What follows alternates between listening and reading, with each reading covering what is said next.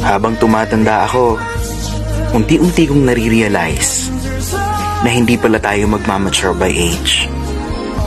Magmamature tayo by experience.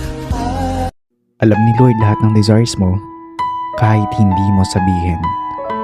Bago mo pahilingin, nakaplano na kung ano yung mga bagay na para sa'yo. Kaya kung sakaling hindi pa ipinagkakaloob, umasa ka pa rin at magtiwala sa Kanya.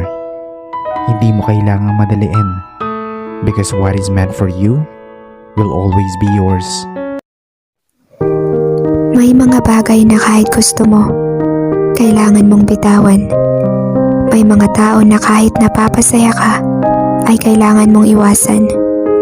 May mga desisyon na dapat gawin kahit napipilitan.